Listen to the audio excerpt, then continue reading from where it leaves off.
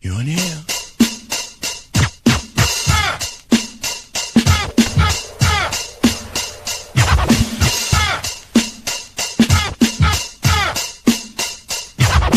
Fresh out of the freezer. Fresh, guess I was freezed up. Fresh out of the deeper freezer, cause I'm deeper than any voice on speakers. I can't hear y'all haters, you gotta speak up. I don't need to slow down, I need to speak up. Anonymous activity, body beat stuff. Jealousy's a ski mask, the motion, and ease up. Fresh out of the freezer. Fresh, guess I was freezed up. Welcome to Ultimate DJ Music Review and More Talk Show. I am your host, Miss Tash-Be. Of course, you guys see I got the green glasses again. Lord have mercy, I gotta get another set, y'all. I broke the nice black ones that you guys so like. But we're gonna rock with these for today because if we don't, I will not be able to see you. Welcome once again to the Ultimate DJ Music Review and More Talk Show. I am your host, Miss Tash-Be. And you know, every week we have a marvelous and wonderful guest. And this week it's the same thing, ain't nothing changed. And usually, you know, I go through this little series of current events, but it's so much going on out there that I may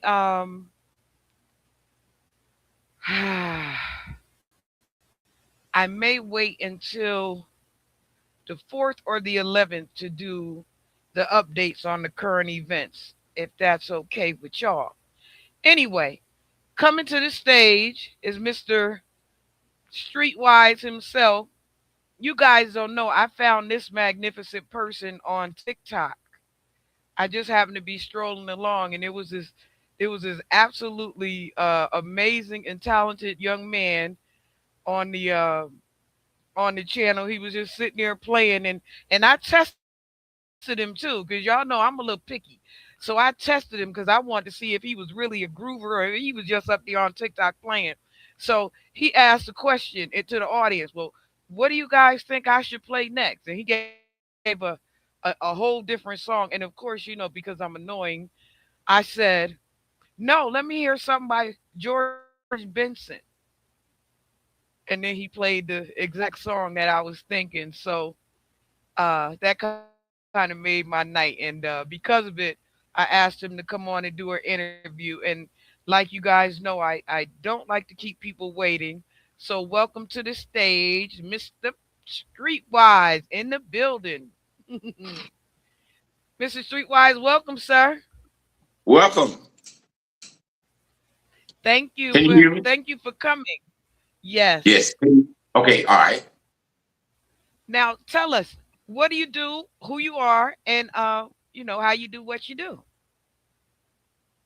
Okay. Well, my government name is actually Alonzo Williams, but I'm registered with the government as a musician. So it's Alonzo Streetwise Williams. And as you can see, I'm currently living my life as a musician. Yes. Now, Yeah. I noticed that your discipline is in various areas because I watch you play the piano and your guitar at the same time. Which one is your actual discipline? The guitar. I've been playing the guitar. I've been playing the guitar for 50. This year will make 55 years. Wow. And where formally did you play the guitar for? Okay, well, in Austin, Texas, I played a lot. I played in a lot of quartet groups starting in 1984, and I played quartet groups, and that's what I did. And then I also played as an artist, an individual artist in Austin, Texas for 32 years. I used to play as a street musician, even though I did a lot of other things. That was my passion, to play out on the streets and be able to catch spontaneous requests. Yeah, yeah. Yes. Okay, now who were the specific groups that you played with? All right. Well, the first group that I played with, it was 1984. It was the Gospel Southerners in Austin, Texas, and my mentor slash manager, his name was Junior Franklin, and he was the very original Mighty Clouds of Joy.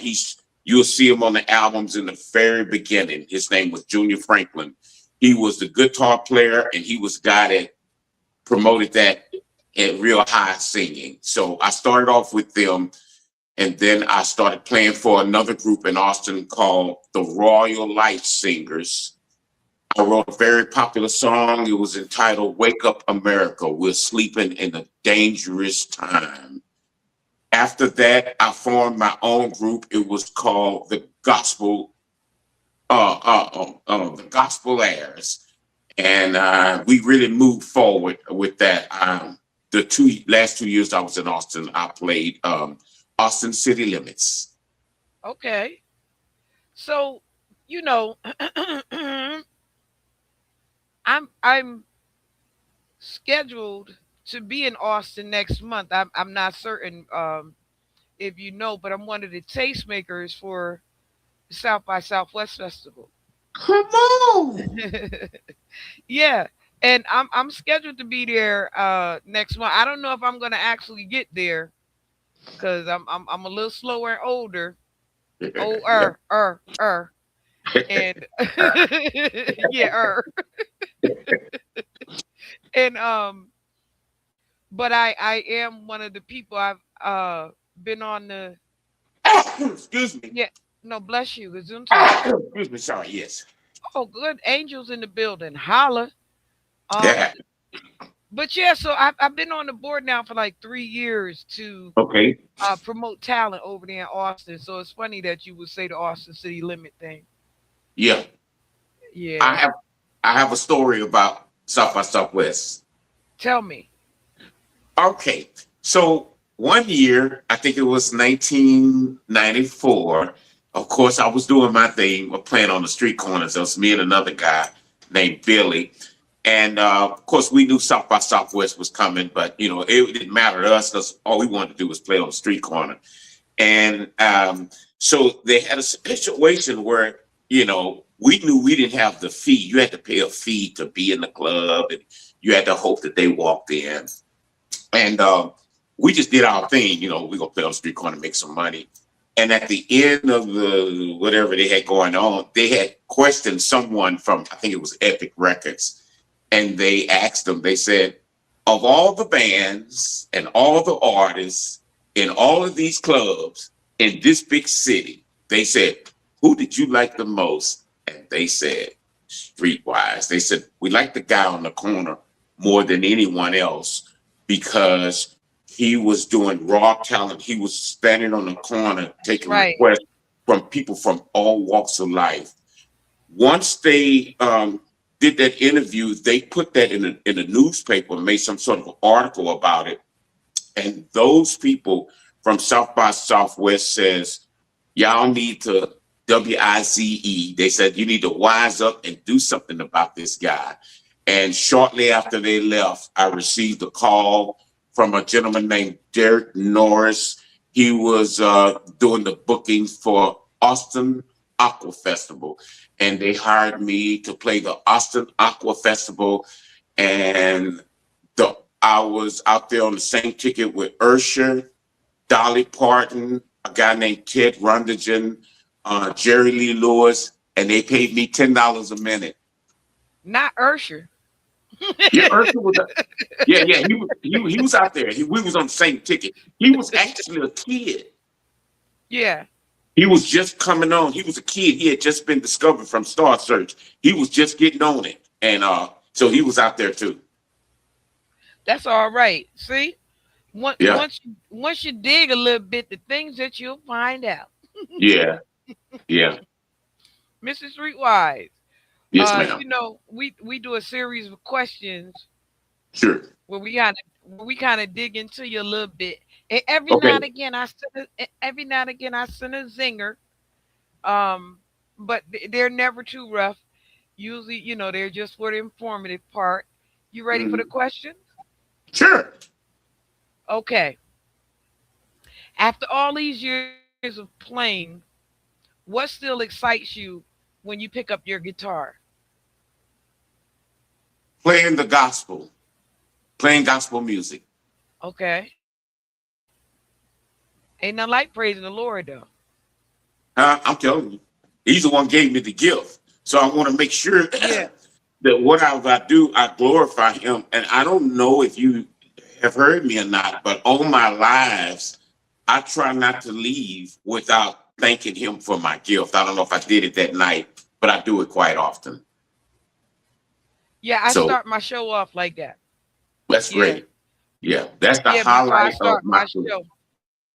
Yeah. Yes, ma'am. I usually yeah, I usually do a little prayer or something before I even start because I try to bless Mhm. this show. Like one night Come on. I tried to do the show and it kept messing up at the beginning of the show. And then Hmm. I had to remember, oh shoot, I didn't pray over my show. Let me Yeah. stop and pray over my show real quick. Amen. Yeah, because it does go smoother. I don't know if you notice on your end. Does it go smoother on your end? Hey, listen, I'm going to answer that question with a yes. And I want to share this with you, please. Okay. Yes. The greatest thing that has ever happened to me on TikTok is not the amount of money or the gifts or the comments. One day or one night, I was performing and I asked the audience, was there anyone going through anything? I was going to do like kind of like a sad song to reach out because when you're performing, music is universal, and everybody that's listening to you may not necessarily be in that, yeah, come on, let's jam mood. So fortunately, I had asked, is there anyone going through something? And a young man came on and said, he says, yes, me, I'm going through something. So I played the song called Gravity by Don Mayer. And I just couldn't get off line without praying. Now, I didn't hear about this guy yet, but I prayed. I said, Father, I want to bless whoever's going through whatever. Yeah. And this guy came on afterwards. He DM'd me and he said that he was going through some changes and he was thinking about ending his journey. Yeah. And I Yeah. was so Yeah. glad that we made contact. And the guy said, I want to give my life to Christ. He says, and I want to get baptized. And we stayed with it. And that's where he is now. And so I wanted to share that and tell you that I really want to share this with you.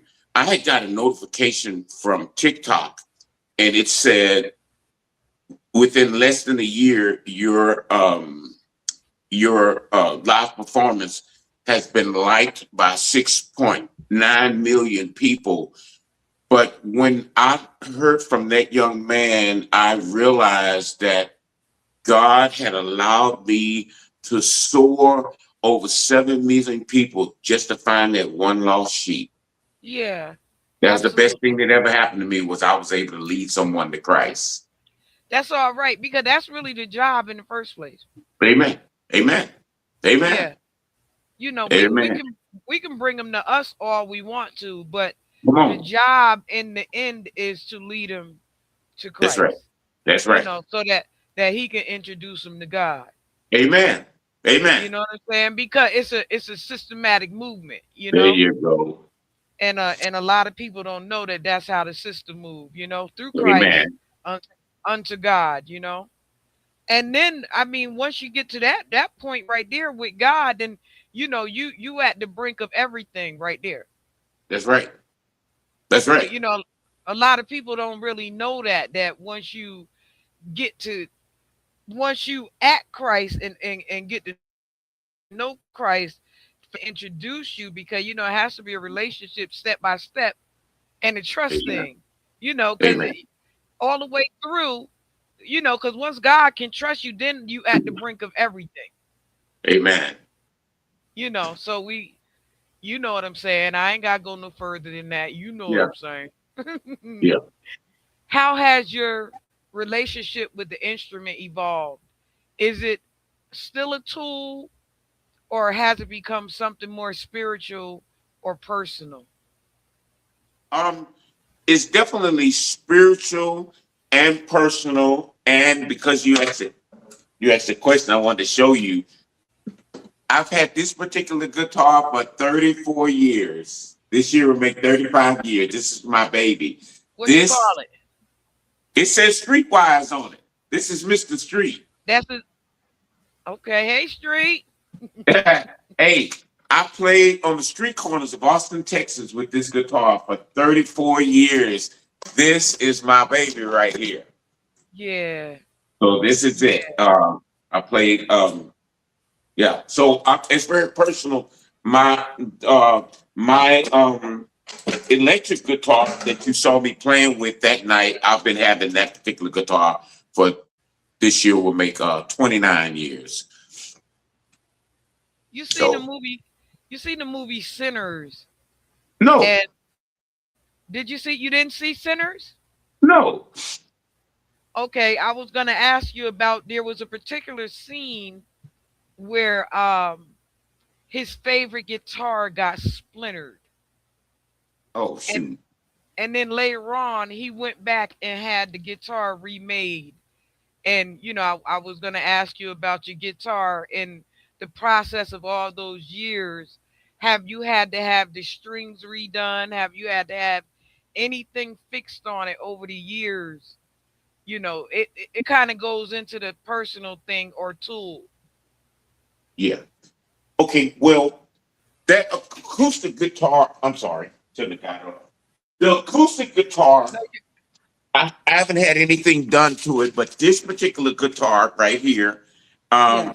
you can look at the neck and tell it's been played a lot. Through help from TikTok, they allowed me. I had these tuning pegs redone. It's been Okay. about 6 months ago, and that's the only work I've had done.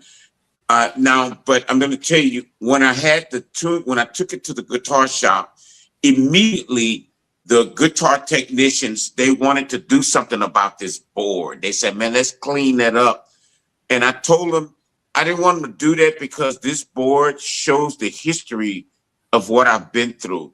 And I don't want to erase that. I don't want a clean board. I wanted to show where the wood is chipping off and where I sweated Yeah. and all that. Yeah. Yeah. You leave it with some character. There Absolutely. you go. Yeah. Don't take the character away from it I'm because telling you. that's like them bumps in the road that we get. Yeah. You keep the bumps in the road. What was the hardest music lesson you had to learn? Not technically, but emotionally or professionally. I think actually, well, I can't believe you asked that because actually, what a True. coincidence. Every now and again, zing. Huh? I say every now and again. I told you I say the zinger, zing. Yeah. What coincidence? Because I just can't believe this. Actually, the hardest song, the most kind of difficult. Originally, I thought the most difficult song I had learned was by Eddie Van Halen. And but just 2 nights ago, someone in the audience kept asking me to learn the song called Blackbird by the Beatles. And I started learning that, and that is a real complicated song. But I Yeah. had to accept the challenge. I Blackbird remember by the Beatles. I Go was ahead. I was on live that night. Hmm. Okay. Yeah, I was on Okay. live, Well, there and you have it. you kept saying, "I don't know that one yet, but I'm gonna get it." Yeah. There you go. And I did a little bit. Yeah. It's When you very say a little bit, complicated. let's hear it. Okay. Just a second. Okay. Let me grab this. Okay. Just a minute. Just a second.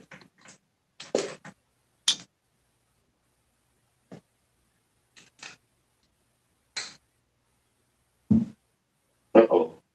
Just a minute. This will go right along with the next question. Okay, so I'm just gonna play a little bit of it. Blackbird, a little bit, just a little bit. Okay.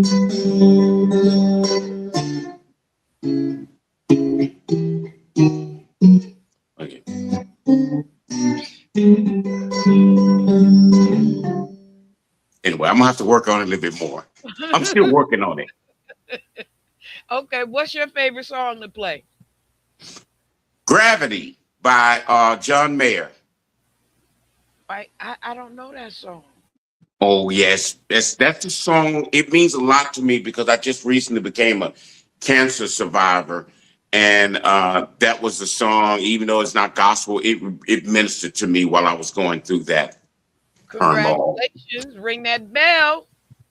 I'm Ring telling that you, bell. August That's August right. 25th. Go ahead. Ring that bell. Ring Yeah, that bell. That's right. you can That's ring all my right. bell, ring my bell, ding dong. That's right. That's all right. That's all right, man. That's all right. 'Cause my dad went through that, and it was hard on me, man. I was hurt at the end of Yeah. that. Oh yeah. Watching, yeah, watching him in pain like that, that was hurting me. Yeah. Oh, in today's, so I'm glad that you made it through that, Thank you. and so I'm glad that I got a chance to grab hold of you, uh, Hmm. for these next 30 years or 50 years that you're gonna be here moving There around. you go. There you go. I only needed an hour or so. In today's digital era of fast content and short attention spans, how does a true musician preserve authenticity? Um, I think my answer to that would be I think you have to be in touch with the spiritual aspect of what's going on around you. Yeah, I'm really tuned in spiritually, yeah. and that's why I can still remember songs that I learned as a kid. For example,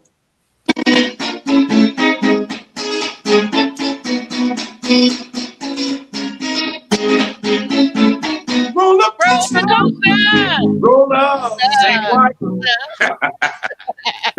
That's the stuff I learned coming up as a kid. Me too. I love that song. Roll the Yeah, coaster. yeah. Say ooh ooh ooh. Oh, I'm sorry. That's okay. That's okay. That's okay. I'm a musician too, so I'll be way back. I'll go right there with you. Oh I'm yeah. Hey, you probably easily identify with stuff like this.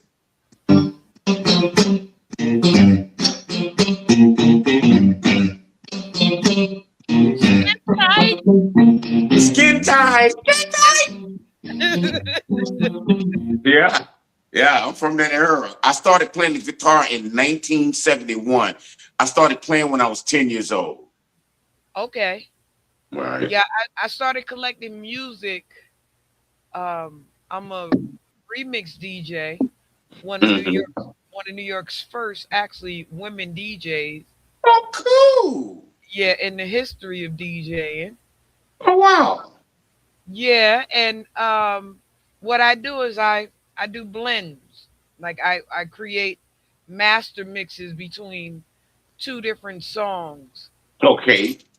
And if you go down my video section, you may find something that you might want to play on your show one day because I'll be over there jamming too. You don't even know. Yes, sure. So Sure check out the thing. video section and you'll see what I do. Okay. Most I definitely. am the the that one all guitar what they call that one man band. Yeah. There you Except go. I'm a woman. Except I'm a woman. Yeah. One woman band. Yeah, I'm one woman band. So but I love all that music like that. Uh, Somebody just went on tour and I don't know, it was one of them, Bootsy or somebody went on tour. Who is it that's still alive? Bootsy is still alive, and I His, think George Clinton is definitely still alive because that was the last okay, concert. so Go ahead. yeah, it was George Clinton. Okay. Management had got in contact with me on Twitter Come to, on. yeah, I had a special invitation to go to this show, but the show was so far out that I couldn't make it. But man, I would love to have been in that audience. And it was such an honor to be asked personally, Oh yeah. and I just couldn't. Excuse me. I Excuse just me. couldn't make it. Bless you, You're bless you. you're They were. frozen. Am I? I mean, I can What hear about you, now? but you're not moving. I'm just letting you know. Hello? What's going on with me? I don't know. I don't see you now, but you was frozen. You was talking, but uh, Can you I, hear me? I can hear you very well. I just don't see Okay. you. I'm gonna work on my camera. While I'm working on my camera, um, yeah, George Clinton. I had to got that information from them, and it was like it was the invite was like the greatest thing ever to me. I bet. And oh man, you don't know how bad it hurt me not to be able to go. I was crushed. Was there ever a moment you considered putting the guitar down? Two-part Never. question. No, never. What kept you committed? Passion. Yeah, passion. I just had a real passion for it. Um, I knew actually before I started playing at 10, I saw my mother was dating a guy in the gospel group, and I saw a guitar for the first time at the age of 4. I saw it in I was stuck on that image until the guy was out of my sight. But by the time I was 7, I was at home pulling little strings out of the blanket and tying them to broomsticks, trying to see if I could get a sound. So, yeah. Um, I don't know if I'm able to do this. I don't know if I can, if you will allow me, but for about 45 seconds, I wanted to do a George Clinton song. Yes, please do. Okay, I, so here I, we go. Go ahead. yeah, I brought you for that purpose. All right. This is a Something's George going Clinton wrong with song my I like doing. camera. Something's wrong All with right. my camera, but we're going to continue the interview just the same. Okay. Do I start playing while you're working on it? Yes, go ahead. Okay.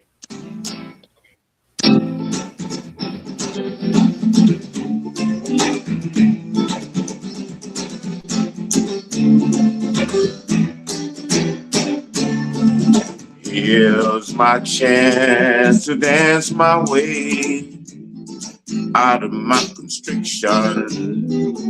Gonna be creaking, jumping up and down in your alleyway. Yeah. I said a groove I only got shall all be moved. Feet don't fail me now. Ha ha. Do you promise a phone?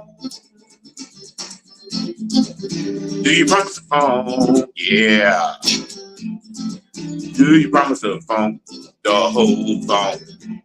And nothing but the phone. One nation under a groove.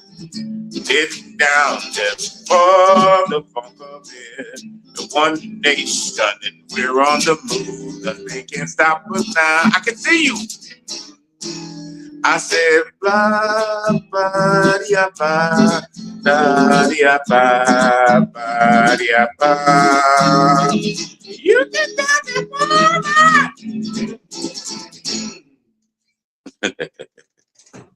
I love it. Thank Yeah, you.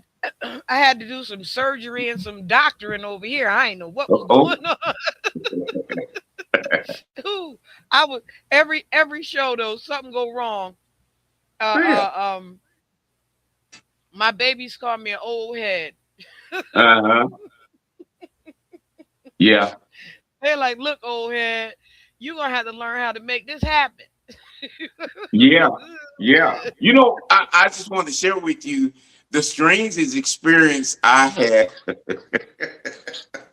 The strangest experience I had, I was doing a show in 1998, and I had just started dating this girl who happened to have been the one that bought me this guitar. And Right. and she had started noticing how popular I was. I didn't tell her I was a musician, but I was on a television commercial, so she had started noticing. And so finally, I told her, and then she went to my first show, and I was doing a song by Prince, baby, baby, or whatever it was. Man, and Hmm. of course, I was trying to be sexy. It's part of the entertainment. And I was doing things and trying to get a reaction, and it was working. The girls were screaming. And my girlfriend at the time, she jumped up and said, "Sit y'all beep, beep, blank, blank, beep down," and started going off on them. And she was getting on me afterwards. She said, "You were enticing them to be that way." I go, "Duh."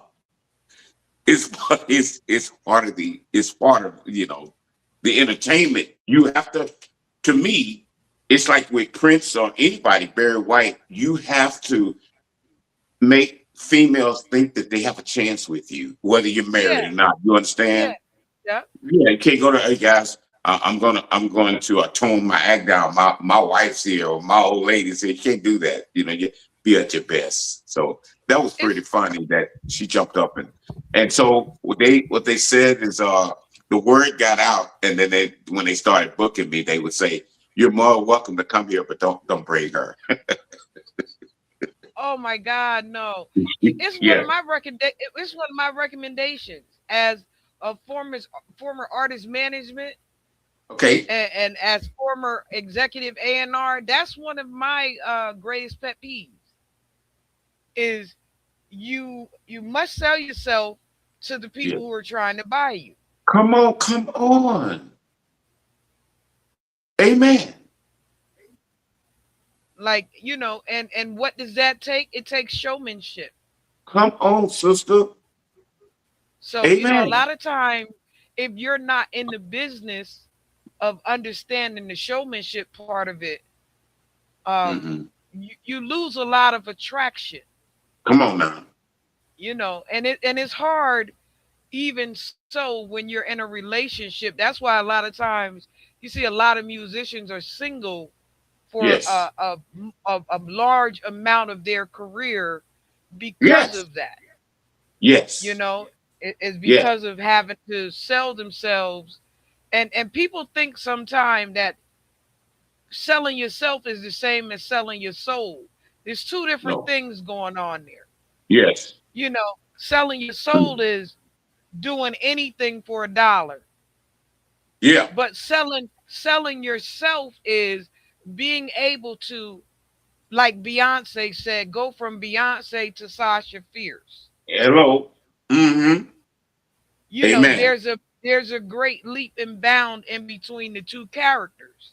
Amen. And a lot of people don't realize is that one of them is actually a character and one is the real thing. Bam.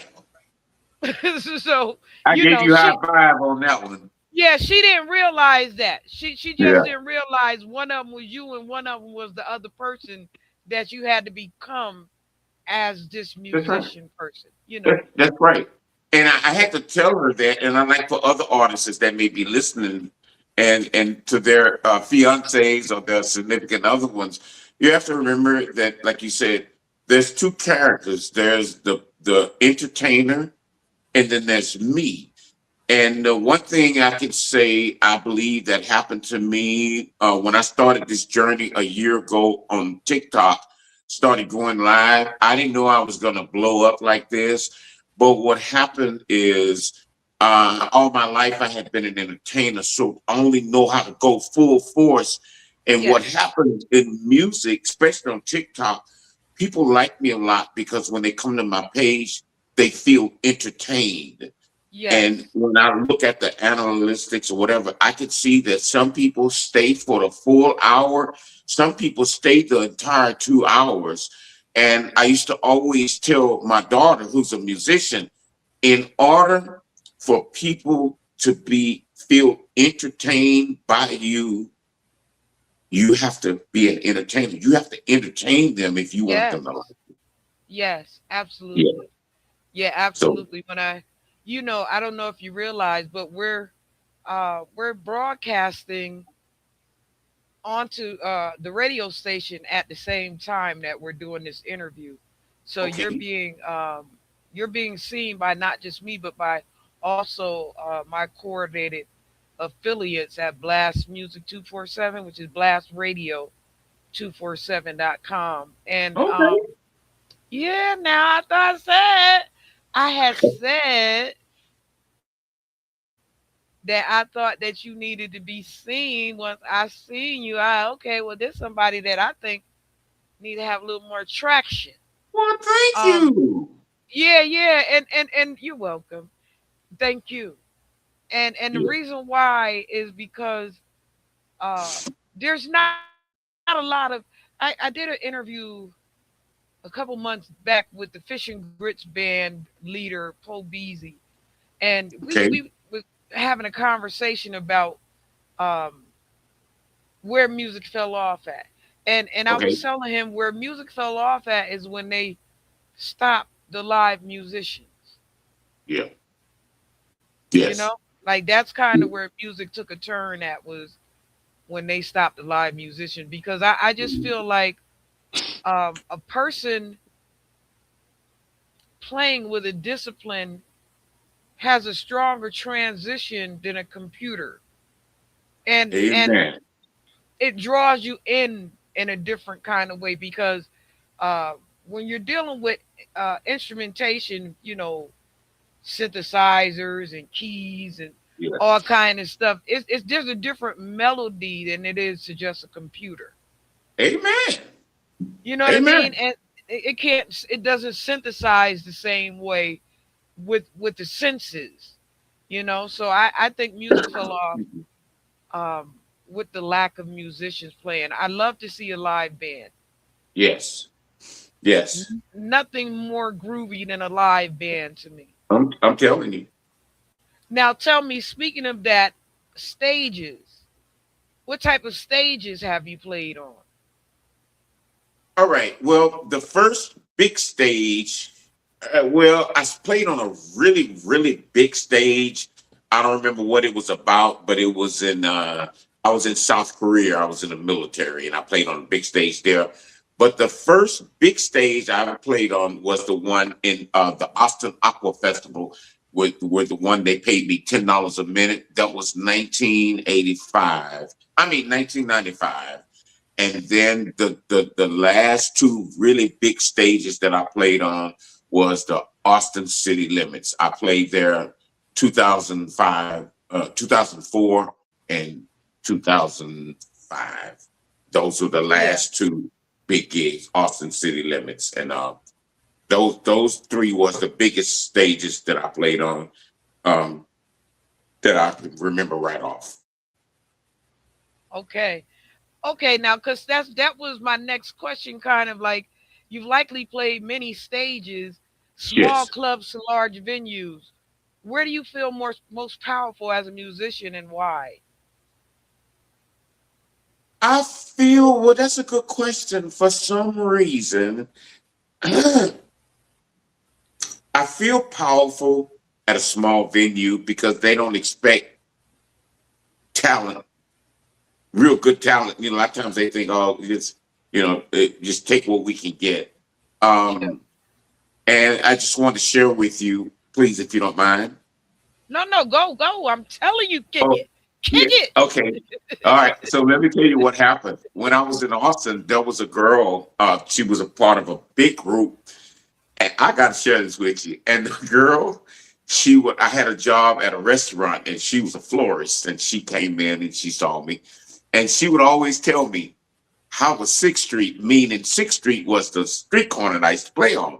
And she used to ask Yeah, me how yeah. was I know 6th Street. She would tell that's me, where I usually go. Yeah, go ahead. I'm sorry. yeah, Go ahead. yeah. Yeah, And go so ahead. she would brag about what she done. We played here, we played there. She at that time when she was asking me that, she didn't know that I had did the Austin Aqua Festival for $10 a minute. She didn't know that I was a great musician. She thought I was someone that had to settle for the streets because I wasn't good enough to play anywhere. Hmm. And so she told me, she said, I tell you what, they were all on the news, her band, because someone had broken into their van and stole their equipment. So it was on the Wow. news for about a week, and so they said we're having a benefit program, benefit show for this band at this particular place at the University of Texas. So the woman, she asked me, she said, you know what, Streetwise, this is what I'm going to do. She goes, I'm going to give you a chance to play inside for a change. Like I'd never done that. I said, okay.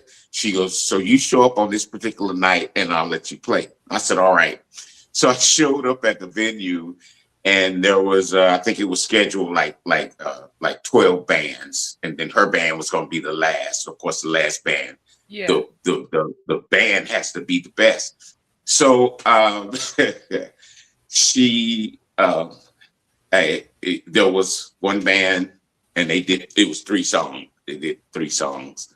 And then there was another band and then there was me. And I immediately I looked around because I could read the crowd real well. And I saw the age bracket, the ethnicity. And so I played some Nirvana. And when I started playing it look at something like this. I'm just doing it went up.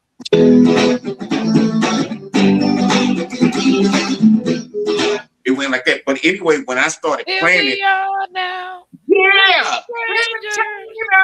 Well, when I started playing it, the audience started jumping. Here we are. They was jumping up and down. Yeah. And I did a down, yeah. And everybody was screaming. And they was jumping up and down. And she looked around like, what? And then when I finished that song, they were in an uproar. And when I got ready to do the next song, she ran up on stage and said, stop, we're running out of time. Yeah. She could not believe that. And then that Monday when she came on my job with a sad face, she said, hey, I just want to let you know management contacted me and here's a number for you to reach them. She said they want you to come back to that club and they're going to charge at the door.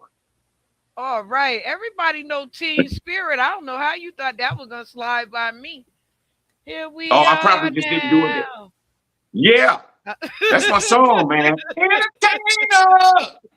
Acting stupid. Wait a minute. Let me see if I can pull up my Nirvana song. I got a Nirvana song that I like too. Wait a minute. Let me see. Oh, okay. Come on with it. Let me see.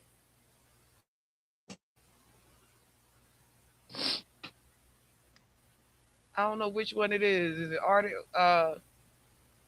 Anyway, I got a blend in there with Nirvana in there somewhere with either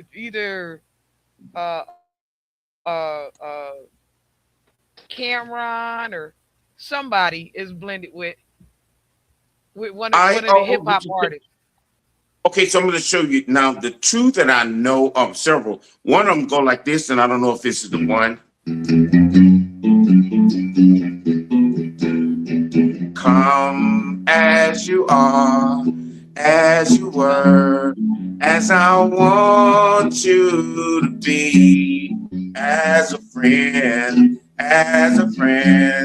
and I know memory. The other one is it goes like this. It goes.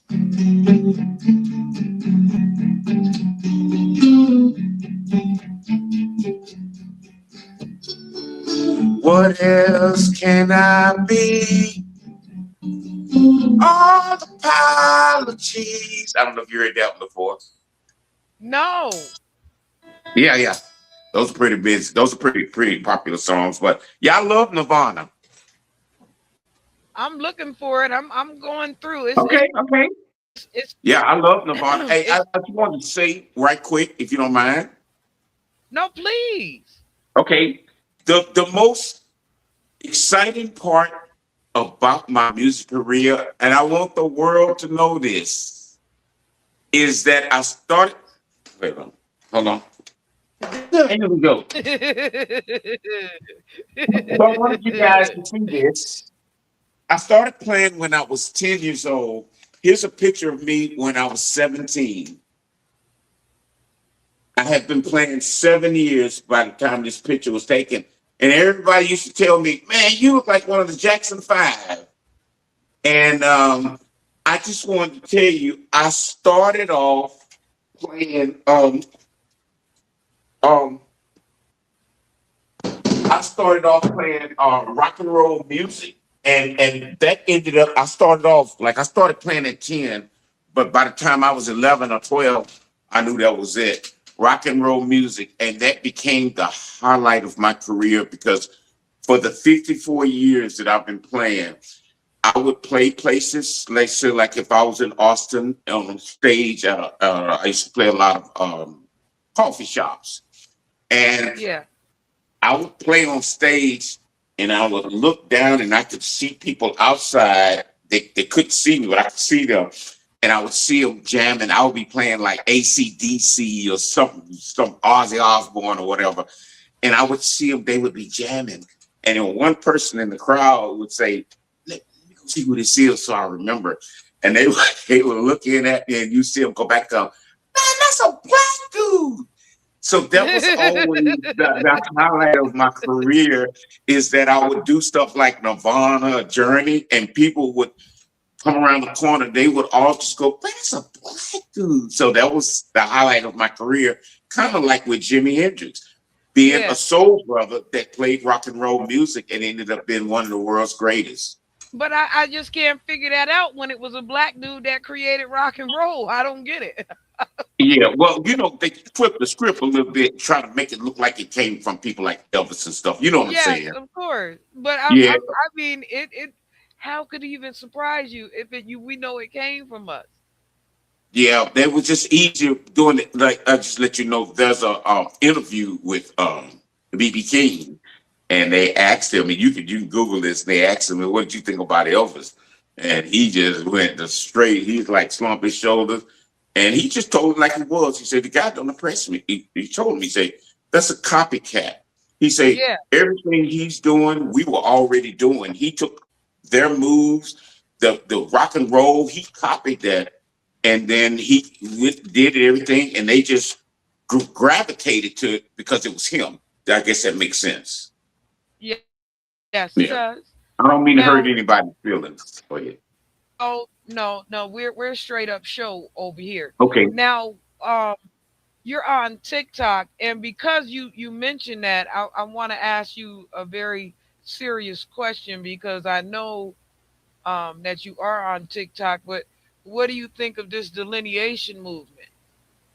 I don't understand what you're asking me. What are you talking about?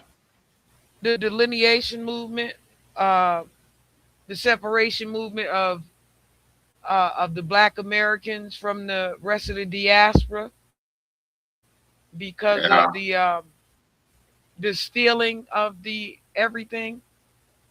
I guess I don't know enough information about it to reply. Okay, so we're gonna move past that question. Okay. If you could leave one final riff, melody, or message for the next generation of musicians, what would it be? You mean musical riff or verbally? Yes, either or. Well, I guess the best thing I would come up with, I think the best thing would be to just actually perform from your soul. And that's what people like about me on TikTok is it's very soulful. And, Yeah, and I just feel like the best way, my thing would be just whatever you do the very, very best you can at whatever it is you're doing and do it from the depths of your soul. yeah, yeah. Let me. Can I share a file? Can I share Sure, something? sure. Let me share mine. You had yours. Now let me share mine. Okay. Uh-oh.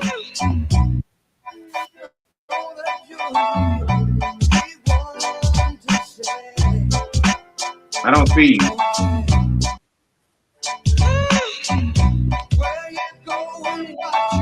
I don't see you.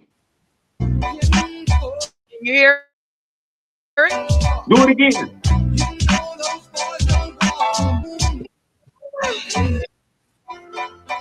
Can you hear it?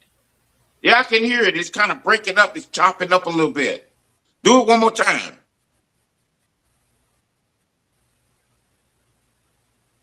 Okay, let's see if we can do it one more again. One more again. Where you going? What you looking for? You know those boys don't walk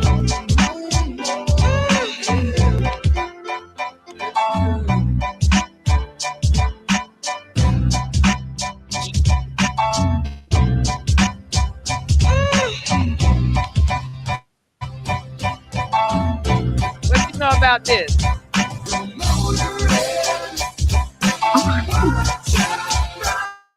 Come on. That's my Nirvana song. But that's not Nirvana. That's my Nirvana. That's my Nirvana song.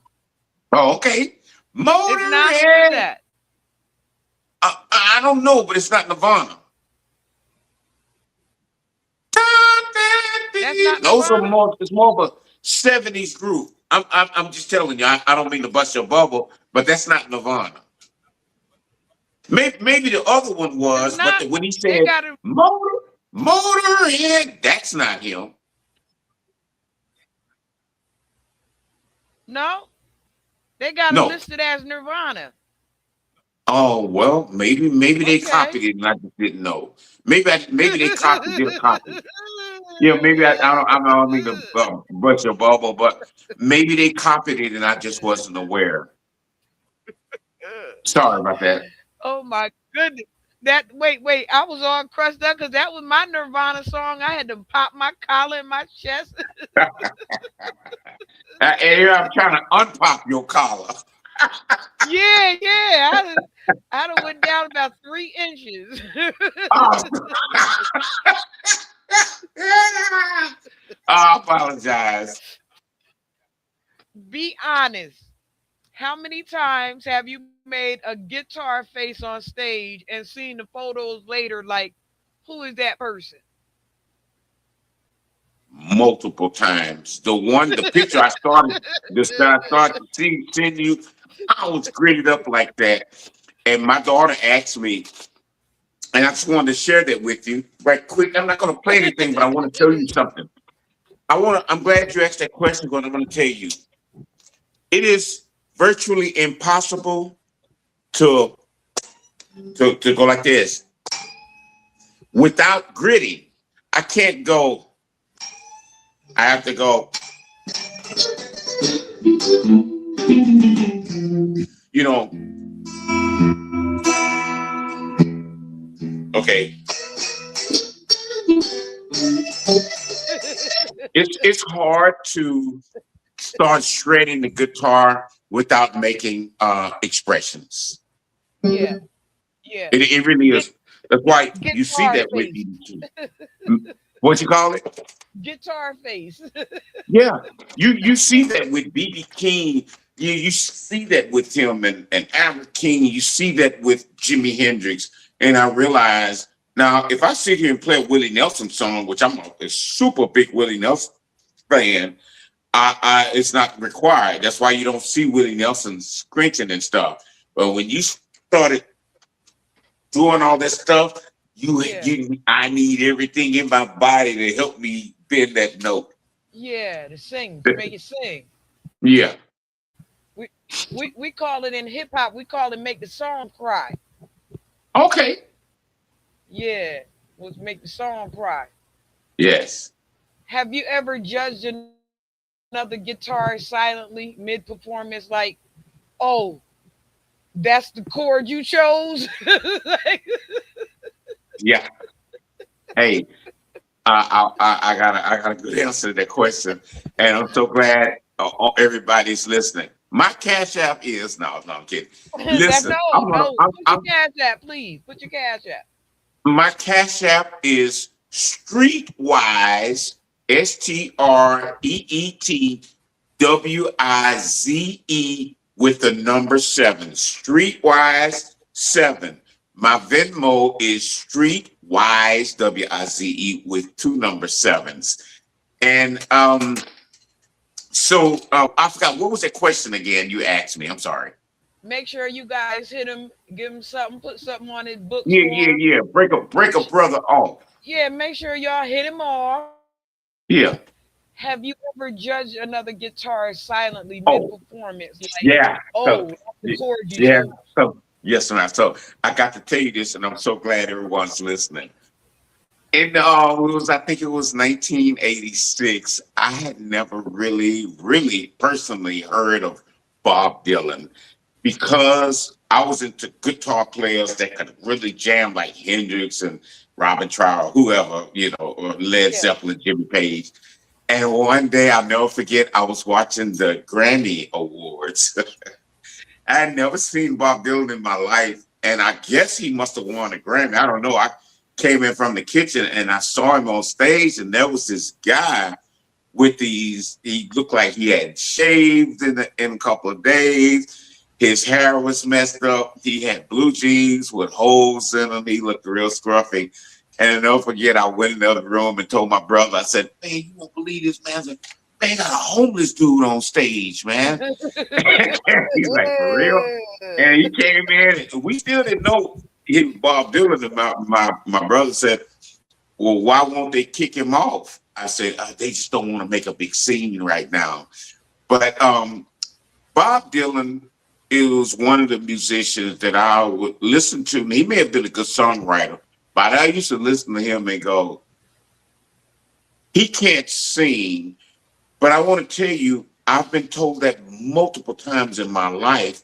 And my response, because someone recently came on and go, "Man, this guy sounds horrible, or my dog can sing better."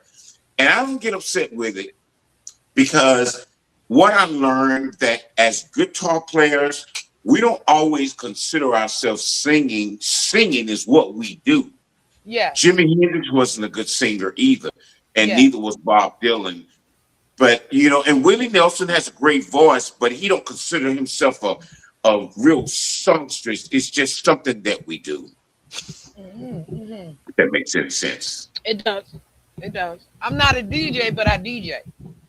Yeah, You yeah. know, like I don't play in clubs and stuff like that because I had Mhm. to stop DJing out in public like that to take care of my children once I Okay. had my children. So, but I always DJ'd even so, even though I had my children.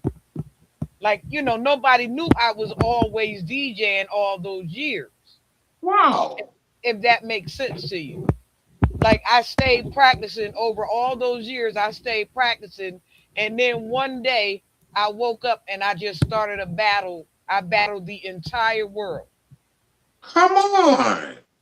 Yeah, I issued a battle to the entire world. I battled DJs from here to Ireland and back. What you Yeah, say? yeah, all over the world. Let's get it. Amazing. Yeah, let's get it.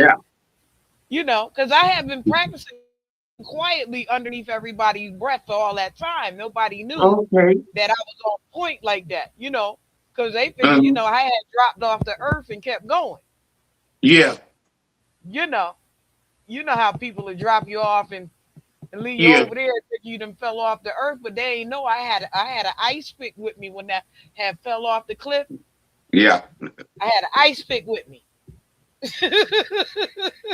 So if you So don't mind me asking, when you say all this time they thought I fell to earth, how much time elapsed? How much time was you off out of the scene, basically?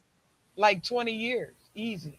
The same way I've been out of the scene for 16 years because I became a single parent.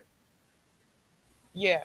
Well, that's what And happened to I me. didn't do, yeah, I didn't do all this. All I did was just played in church and watched my daughter. I was a single parent. So I didn't even have a 9 to 5 job because I wanted to be around her. So for I was a single parent until the year 2020, and she graduated, and then I was gonna jump out there and do my thing, and all of a sudden COVID. So that put an end to it, and then I caught cancer, and then once I got it together, I came out and just blew up real fast. Yeah, see, but that's God. I'm telling you. Yeah, yeah, The miracle of God is crazy, yeah, you know? yeah. I started it for years. I ran some community activities And I hired a DJ for many years Okay. until one day, I tried to get a DJ to show up, and they start playing with you when you start letting them. And Okay. my friend looked at him and he said, because that person didn't know me from being a DJ from younger. They were like newer on the scene, All right. so they didn't have an idea that I was a DJ long before them. Okay. And they were handling me with the kitty gloves. Yeah. You know. And so as they were handling me with the kitty gloves, my partner was looking at him saying, "She know how to DJ. Yeah. She's trying to give you a chance. Yes. She's giving you an opportunity." Hmm. Sometimes they don't know how to take the opportunity from you. You know, Yes. it is more so, um, well, who are you? Right. Never knowing I might be somebody. That's I right. might be, That's right. because That's right. I see, me being a music scout and a talent searcher. Yeah. I've offered many opportunities to people because my hands are always in places that they always have been in, just at the timing of God. Amen. So when you say it took you those 16 years, at the timing of God, Okay. Amen. Amen. Amen. you know? And so the same with me, you know? Amen. I jumped out there at the timing of God. I said, okay, well, Lord, because up until that point, I was a poet, one of New York's hottest poets. Okay. And so once the poetry thing started getting to be a little too much, it had got me into the spotlight in such a way to where I was ready to disappear from the spotlight. Uh-huh. But I disappeared and reappeared as the DJ that I originally was, that the person that I originally was. You feel Okay. me? All right. Okay. All right. That makes sense, right? You know what I'm saying? Because Yeah. when Yes. Yes. like it goes hand in hand with the I'm not a singer, I'm really a guitarist, but Yeah. they go But hand I'm in gonna hand. sing. Yeah. I'm gonna. Yeah, Yeah. Right. Exactly. I'm a DJ, but the poetry go hand in hand with the Come DJ. on now. Amen. So, you know, and so that's how I wind up back out here after all those years later. Amen. What's the God most bless you. random? Go ahead. I'm sorry. No, I said God bless you. Thank you. What's the most random request someone has yelled at you during the show, and did you actually know how to play it? Great question. So glad to answer this. I have goosebumps because it goes back to what I already said recently. The most random request is people ask me to play a rock song and they don't realize that's my specialty. And so whenever they ask me to do a rock song, I just do it, and then you see the response. No way! I can't believe it. It goes back to the oh man, it's a black dude. And a lot of times they would request like a country and western song. I love country and western, and they would request things hoping that I couldn't do it, and I would shock them because I'm an entertainer and I do all genres.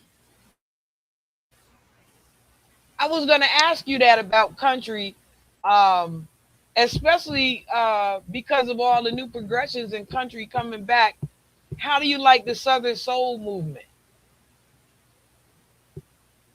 In terms of what? What do you mean? Like, far as, what, like, what group? What do you mean? Like who's Like, Southern? they Who? have a what you call a southern. They have like what you call the Southern Soul movement, which is a sort of groove that they're working on right now, like the boots on the ground type of movement. Oh yeah, yeah, yeah. I like it, man. I like whatever's jumping. I like it, and I go out there and I try to do it. Now, there's this one song I'm learning. Uh, this guy goes boo, boo, boo. His headband or something. I don't know, but whatever it is, when I hear that it's popping, I go ahead and learn the song Yeah. I to keep love the myself. Southern Soul movement. Yeah, yeah, Go ahead, yeah, I'm listening. yeah. Yeah, I like that. Boots on the ground. My pastor did that one Sunday. My pastor was a bass player, and he sent me that assignment. He said, he said, "Oh, we're gonna do a boots on the ground. Learn this." And I was like, "Are you drinking?"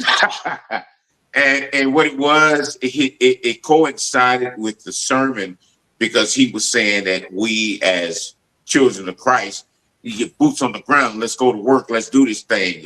All this turmoil is going on around us. And so when we did the song that morning, I got my boots on the ground. The sisters was in there with the fans going slap, slap, and all this stuff was going on. And they got up and they was doing the movement. And the pastor said, "There's absolutely nothing wrong with coming in the house of the Lord and having fun." Make a joyful noise. Amen. Yeah, man. He said, "Don't Make make it it seem like you have to be in the club around alcohol to dance." He said, "You come up here and do this and have a good time." And I could tell that when it was done, they were fanning like, "Woo!" And I looked at those people, I uh-huh. said, "You're right. They had just as good of a time as they would have in the club." But you know what? Let me say this to you, Mr. Streetwise. I had this Okay. conversation about two interviews back with a young man named Les J. And I Okay. was telling him that when I was in turmoil, the Lord would give me these songs. Hmm. And one of the songs to replenish my system was Rain Down on Me by SWV. And it would just rain down on me and it would just send chills all over my spine. It would just like refresh my whole spirit, right? And I Uh-huh. would be telling people, this is my gospel music. This is my gospel music. This is my gospel music. And I would hear every harlot music, every street music, but the Lord was literally raining the music onto me, if it makes sense. Yeah. Because I try to tell everybody the earth is the Lord's Amen. and, and the fullness thereof. Meaning there's nothing inside the earth that does not belong to the Lord. Amen. And so once you get to understand that, you recognize that the Lord, there's nothing that get by the Lord. And I try to explain this to people. God is Yes. so mighty and powerful. There is nothing that gets by him. There is nothing that goes on in this earth Come without the on. permission of the Lord Amen. first. Yes. So when I was singing Rain Down on Me, the church was beating me up about the fact that that's not church music. And then about maybe 10 years after I was screaming, this is my church music, I hear at the church, rain down on See. me. I said, oh, they See. raining on you now, Yeah. Uh-huh. huh? Yeah. It's raining on you now, huh? Yeah. Hey, if you don't mind, there's a very important message I want to say about gospel music to my listeners, please. Go ahead. Listen, man, you would not know this if I didn't tell you. I wrote a song that became a number one hit to this day, and people do not realize. I'm telling you the honest to God truth. They don't realize that I was a songwriter. Let me tell you. Let me tell you. It's so interesting. That group that I told you I was with in Austin, they were called the Royal Light Singers. Back then, it was 1980. Uh, 89 or 90 or something like that. Yeah. And we were getting ready to travel. We was gonna do like a little tour to Kansas. Knew we were going overseas or nothing. And they said, what we're gonna do? They said, back then it was cassette tapes. They said, we're gonna make some cassette tapes so that we could sell as we travel. You know, we don't depend on the offering. You'll sell these tapes for $12 or whatever, so we can have gas money and all this. And so they asked me, they said, hey, uh, can you write a song? No, I guess. So they said, we're going to do a bunch of traditional stuff like Trouble in My Way. And they said, but we want something original. They asked me to write a song. And I'm here to tell you, and I want the world to know this. The song that I wrote, it was kind of beefed up a little bit. And because at that time, I had never really wrote a song and I messed around at home, but I never really tried to do it. So at the time, there was nothing that inspired me. I didn't have a testimony. So what I did the chorus, but when it came to the lead part, and I knew the lead singer, who was an elderly man, I knew it had to be something that wasn't complicated. So the lead part, I made sure was something very common, like if you don't believe I've been redeemed, follow me down to the Georgia. It was stuff like that. And I'm going to show you where I'm going with it. And we was practicing. Honest to God truth, man, I had goosebumps big time. We had rehearsal. We used to practice in Austin, Texas on Fridays. We went to rehearsal and I noticed that the manager, his name was Perkins Alexander. He was like 75 years old. I noticed that he was staring at me with a real cold stare, and he wouldn't take his eyes off of me. And he just kept staring at me. And then when we finished rehearsal and we joined hands for prayer, when we finished, he held on and his tears started coming out of his eyes. And he said, hey, I just want to let you know. He said, I had a dream about you. Now, you know, the Bible says that men will see visions and old men will have dreams. And that man told me, he said, brother, I want you to, he held me. He said, I had a dream about you last night. He said, man, you get ready to do real bad. I said, for real? He said, yeah, but just hold on to, you know, God's unchanging hand or what have you. He said, and he'll bring you out. That man told me that on a Friday night.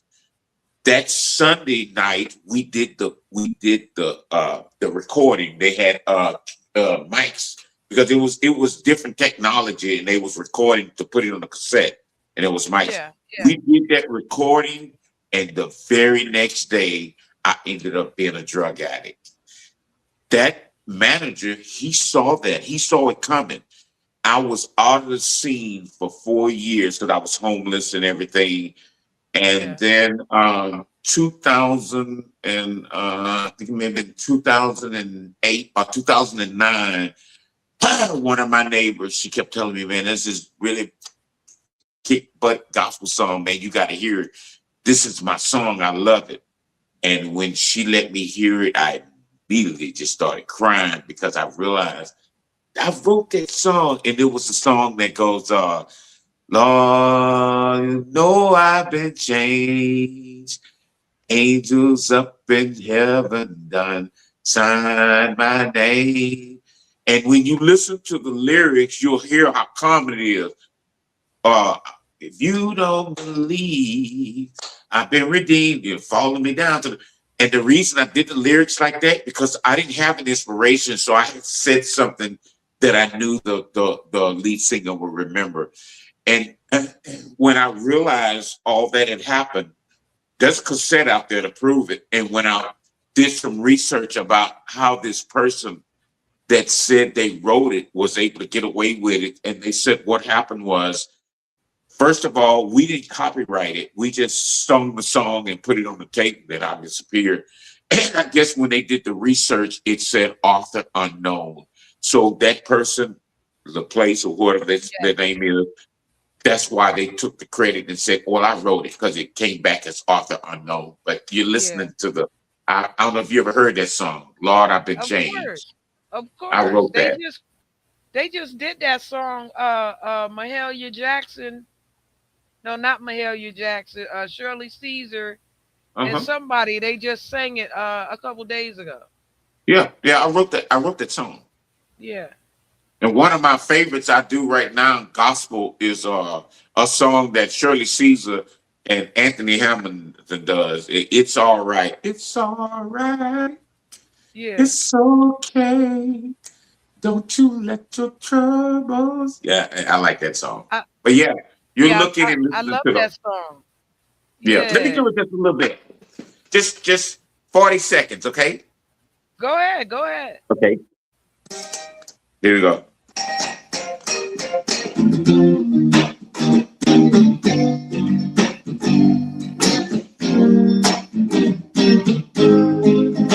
It's all right. It's okay. Don't you let your troubles get in your way.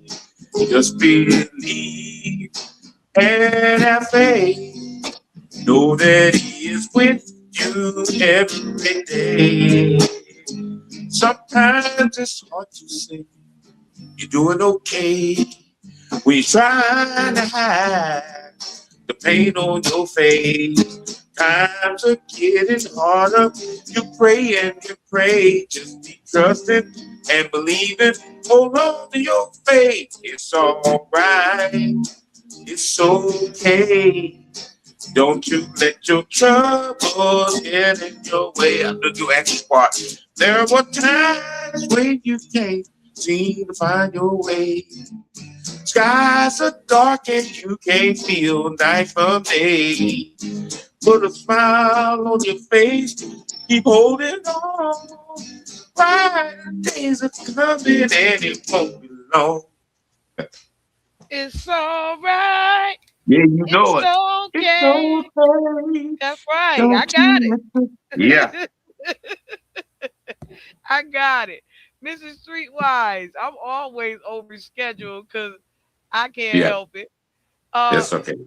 our last question. If your guitar could talk, would it thank you for the legendary moments or report you for emotional and physical stress? Sister,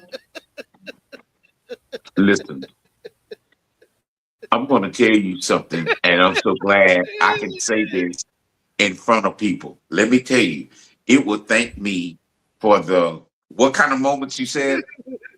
Legendary. Legendary moments. Let me tell you something. When I got ready to go and do the Austin Aqua Festival, the one that they paid me $10 a minute, I walked.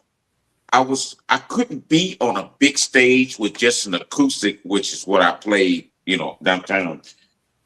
When I got ready to leave, we had all that equipment set up. And when I was walking out the door, as I was closing it, I looked back and I saw this guitar in the corner. Yes. And this guitar emotionally said to me, hey, don't leave me behind. I'm the one that helped make it happen. And I took this guitar, I didn't play it, but I set it on stage with me because Yeah. we had that type of connection. And Yeah. that was a real moment in my life because, like I said, I was closing the door and the guitar looked like it was crying, looked like it was weeping. And he said, "Hey Yeah. man, don't leave me. I'm the one that helped it happen all these years." So I brought it with me, and he's been with me, like I said, 35 years. Yeah. That's the homie. Huh? That's the homie. That's my homie, man. My road dog. Yeah, that's the homie. That's right. You can't leave the homie behind. I'm telling you. So I Yeah. have a. It's like a same thing with. I think I would say the same thing about BB King because his guitars look so good. I don't know if they keep replacing them, but I would say the same thing about Stevie Ray Vaughan and Willie Nelson. Willie Nelson's guitar looks a lot like mine. I think in my case, and some of these guys' cases, the reason we have vintage guitars that we've been having for so many years because we become personally attached. It's a intimate, almost musically intimate relationship, if you know what I'm saying. I absolutely do. I absolutely do. Mr. Streetwise, I so thank you for You're coming to do welcome. this interview with me. I really appreciate you. I hope that you had a good time with me. Usually this is very, this is one of those channels where we give interviews, but it's kind of casual and loving over here. We don't do too much beating on you and whooping on you on this channel.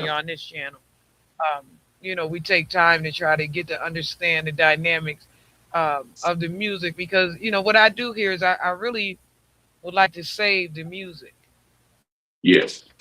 and so I have various different artists on here week to week, um, and more, because we dive into more than just music here, but Okay. uh, for the quality of artists that I like to bring on, you are very much one of them, and I very much thank you for giving us your time. And not only that, but I was late last week, but I'm a stickler for promptness, and so Yes. thank you for being here, not just on time, but earlier than the time allotted. You're welcome. And You're welcome. can you please tell the audience where they can find you at, where they can find your music and stuff like that, anything that you do, so that we'll be able to broaden your audience a little bit. Okay. Well, definitely. Actually, I'm not on too many platforms. It's definitely TikTok as Streetwise, and I have a YouTube page. Which what I normally do is take clippings from my live video and put it on YouTube. And my YouTube page is Alonzo Streetwise, spelled with a Z, W-I-Z, Alonzo Streetwise Williams. That's my YouTube page.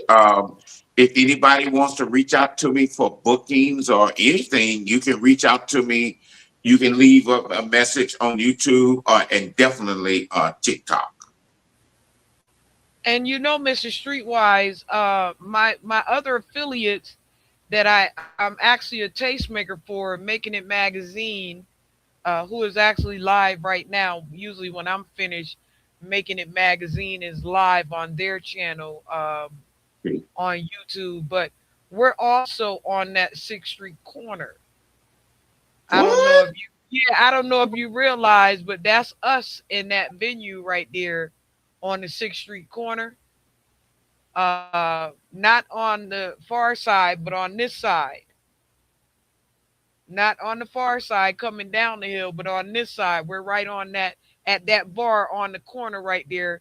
That's usually our Making It Magazine stage. And they're always welcoming artists to come and perform on the Making It What's the name of that stage. place? I don't remember the name. Let me see if I can find. You can DM me and tell me. Yeah, yeah, I'll Okay, definitely do that. I can do that I and let appreciate you that. know. And yeah, and I'll let my team know if you want to go down and perform. I'll also alert my team that you'll be coming through, and Yeah. they'll actually offer you a spot on the event stage. Woo!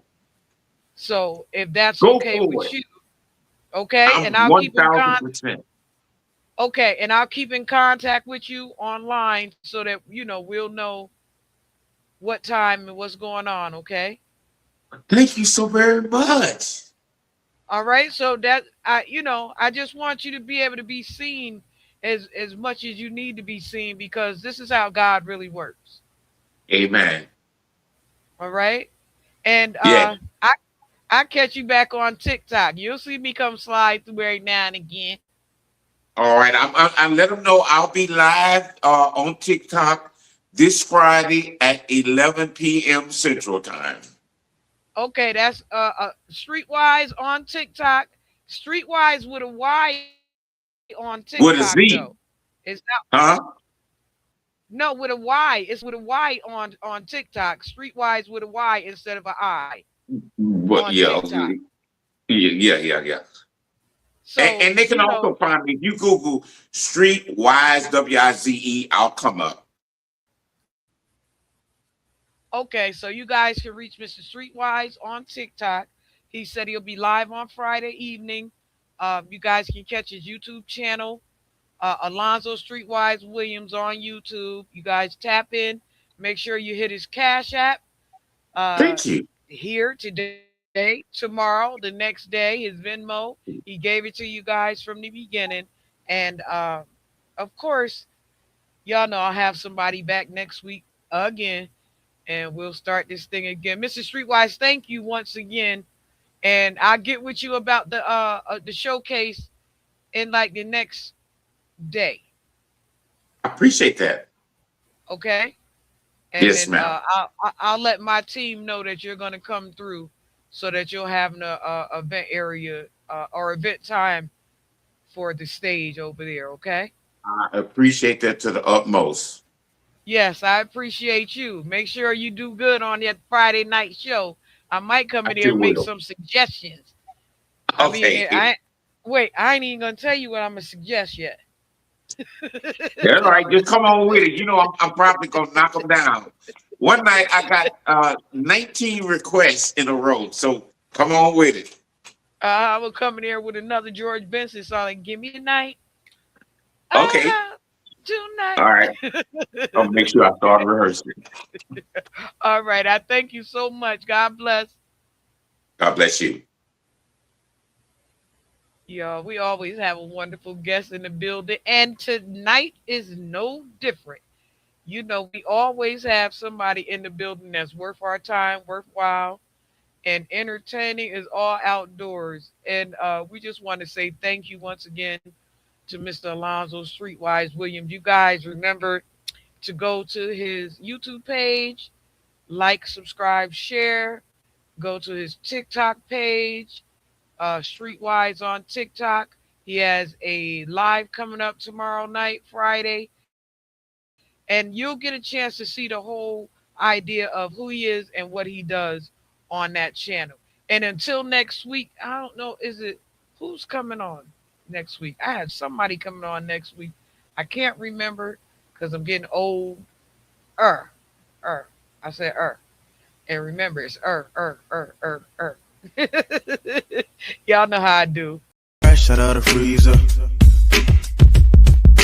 Fresh, guess I was freezed up. Fresh out of the deeper freezer, cause I'm deeper than any voice on speakers. I can't hear y'all haters, you gotta speak up. I don't need to slow down, I need to speed up. Anonymous activity, Bobby B stuff. Jealousy's a ski mask, emotion, and eat up. Fresh out of the freezer.